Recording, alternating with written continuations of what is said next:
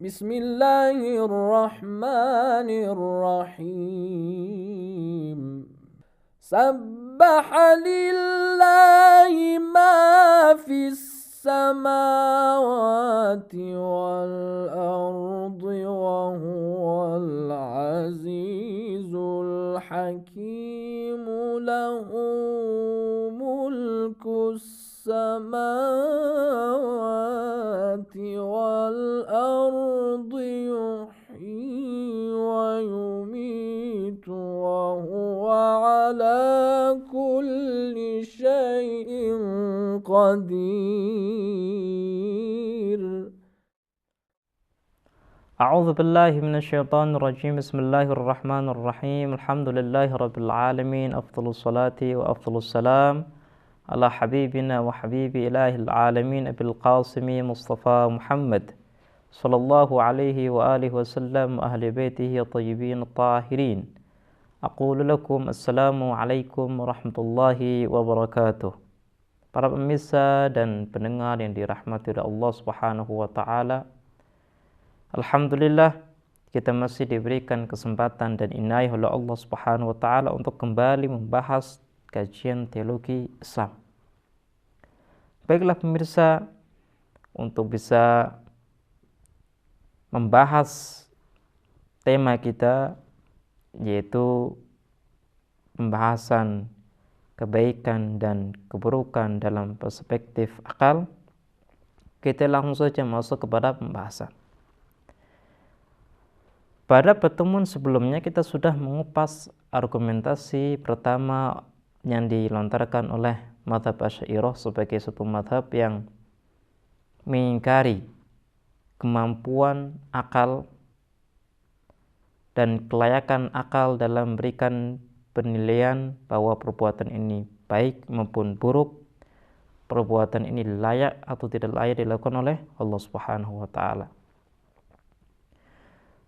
Argumen yang pertama, saya sebutkan secara ringkas, mereka mengatakan kalau akal sebagai tolak ukur kebaikan dan keburukan, maka kita dapatkan bahwa akal tidak memiliki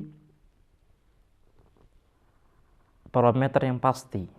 Terkadang akal mengatakan bohong itu buruk, terkadang akal juga mengatakan bohong itu baik. Terus tolak ukur yang mana yang kita pakai untuk bisa memberikan penilaian bahwa perbuatan ini baik atau buruk? Padahal dalam memberikan penilaian atau hukum bahwa perbuatan ini layak dilakukan oleh Tuhan atau tidak layak, maka kita harus memiliki tolak ukur yang pasti. Dan kita, mazhab Asy'ariyah, memiliki tolak ukur yang pasti, yaitu Allah Subhanahu wa taala. Allah itu tidak mencela-mencela. Allah Subhanahu wa taala itu adalah zat yang sempurna, sehingga ketika mengatakan A berarti A, bukan seperti akal. Ini adalah argumen mereka. Argumen ini dibantah oleh kelompok adliyah, kelompok yang meyakini bahwa akal mampu untuk menghukumi kebaikan dan keburukan dalam perbuatan. Mereka mengatakan begini, dalam kasus bohong harus kita bedakan bahwa bohong ini dikatakan baik itu kapan, dikatakan buruk itu kapan. Jadi jangan kita melihat persoalan secara sederhana.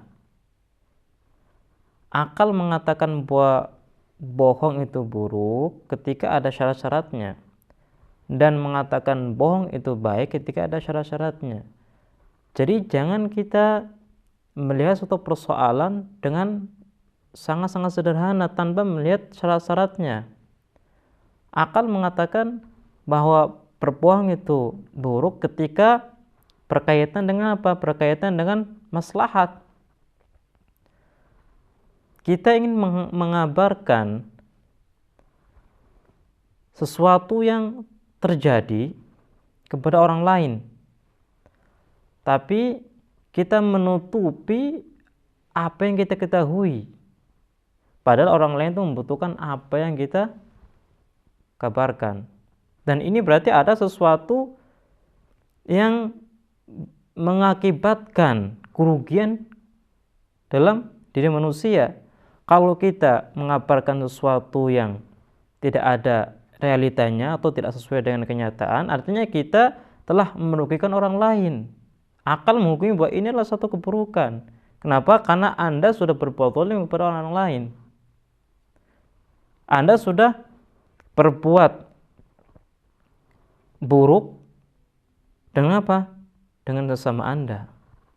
Tapi berbeda dengan berbohong untuk menyelamatkan orang lain, dan orang lain ini adalah orang yang mulia seperti Nabi, seperti orang-orang soleh. Berbeda. Ketika kita berbohong untuk menyelamatkan orang-orang yang soleh, artinya kita itu sedang apa? Sedang berbuat baik. Kita itu sedang apa? Sedang mencegah kezaliman. Yang namanya mencegah kezaliman itu baik, bukan buruk. Jadi harus dilihat secara detail. Kita harus melihat persoalan berbohong itu dengan apa? Dengan syarat-syaratnya, dengan detail dan tepat. Karena kalau kita hanya melihat sifat berbohong itu sendiri, maka kita akan mengikuti atau terpengaruh dengan apa yang dikatakan oleh mazhab Asy'ariyah, bahwa akal tidak memiliki suatu parameter yang pasti dalam memberikan hukum. Tidak seperti itu. Akal memiliki parameter yang pasti, yaitu apa? Setiap kezaliman terhadap orang lain, setiap sesuatu yang merugikan terhadap orang lain, maka itu adalah keburukan. Berbohong itu kalau dengan tujuan menutupi realitas, kenyataan, dan realitas ini itu dibutuhkan oleh orang lain, maka kita sudah merugikan orang lain, dan ini adalah suatu keburukan. Tapi kalau kita berbohong menutupi satu realitas untuk menyelamatkan orang yang mulia dan mencegah kezaliman, maka ini adalah suatu kebaikan. Ini adalah suatu yang jelas, tidak perlu diperdebatkan. Jadi tadi kita harus menilai sifat berbohong itu dengan apa? Dengan syarat-syaratnya, dengan detail dan tepat.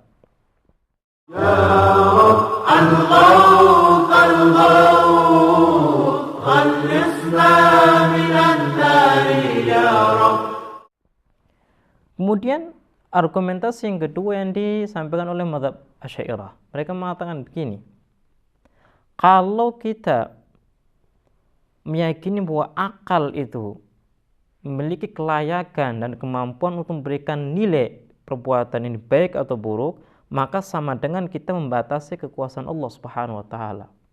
Kita telah memaksa Allah Subhanahu wa taala untuk melakukan suatu perbuatan atau meninggalkan perbuatan tertentu. Contoh, kita katakan karena kezaliman adalah buruk, maka Allah Subhanahu wa taala tidak boleh berbuat zalim. Jadi artinya kita sudah apa? Sudah mengurangi kekuasaan Allah Subhanahu wa taala. Allah harus ngikut kita. Kata mazhab Asy'ariyah, aneh sekali. Kita itu siapa dan Allah itu siapa? Kita adalah makhluk Allah. Kita yang harus taat kepada Allah. Kita harus berada di bawah apa? Di bawah naungan Allah Subhanahu wa taala. Harus mengikuti perintah Allah, bukan Allah mengikuti perintah kita. Jadi harus tidak harus itu dalam dunia manusia. Allah Subhanahu wa taala yang memiliki ikhtiar mutlak, tidak ada maknanya Allah harus melakukan A, Allah harus meninggalkan B. Tidak ada maknanya. Jadi kalau kalian tetap, kata mazhab Asy'ariyah, kalau kalian tetap memaksakan diri kalian untuk meyakini bahwa akal memiliki kelayakan dalam memberikan penilaian baik atau buruk dalam perbuatan, maka sama dengan kalian telah membatasi kekuasaan Allah Subhanahu wa taala, dan kalian telah bertolak belakang dan berseberangan dengan konsep tauhid. Ini adalah argumentasi mazhab Asy'ariyah untuk membuktikan bahwa tolak ukur kebaikan dan keburukan adalah syariat. Tolak ukur kebaikan dan keburukan adalah perkataan Allah Subhanahu wa taala dan penentuan Allah Subhanahu wa taala. Inilah argumentasi yang kedua. Kelompok Adliyah ada kelompok dari mazhab Mu'tazilah maupun Imamiyah, mereka mengatakan begini, kita harus perjelas dulu ini peran akal di sini itu apa.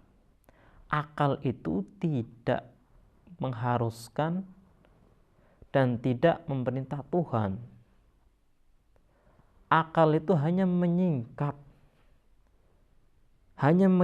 sesuatu yang baik dan sesuatu yang buruk. Dan ini sudah ada dalam alam semesta, tinggal disingkap saja. Allah Subhanahu wa Ta'ala sebagai zat yang sempurna, maka apapun yang ada di alam semesta adalah kesempurnaan. Dan kebalikan daripada kesempurnaan adalah keburukan. Jadi dengan kita melihat alam semesta, maka kita bisa memahami tentang arti daripada kesempurnaan. Dan ketika kita sudah memahami dan mengerti arti kesempurnaan, maka sebaliknya keburukan juga bisa kita ketahui, karena lawan daripada kesempurnaan, lawan daripada kebaikan. Jadi kita menurut Adliyah, kelompok Adliyah kita itu tidak meyakini bahwa akal itu telah membatasi kekuasaan Tuhan. Akal itu sudah merintahkan Tuhan, tidak. Tapi akal ini hanya menyingkap tentang hukum alam semesta, hukum Allah Subhanahu wa Ta'ala. Ketika akal itu menyingkap hukum Allah, menyingkap hukum alam semesta, artinya apa? Artinya Allah pun mengetahui akan hal ini, karena semuanya bersumber dari Allah Subhanahu wa Ta'ala. Jadi bukan pemerintah, ini harus diluruskan. Ini adalah pembelaan daripada kelompok Adliyah atas pandangan mereka bahwa akal yang bisa menilai kebaikan dan keburukan suatu perbuatan. Akal adalah makhluk Allah Subhanahu wa Ta'ala atau kekuatan yang ada dalam diri manusia yang bisa memberikan hukum bahwa ini perbuatan layak dilakukan atau ini perbuatan tidak layak dilakukan. Baiklah pemirsa, kita sudah membahas banyak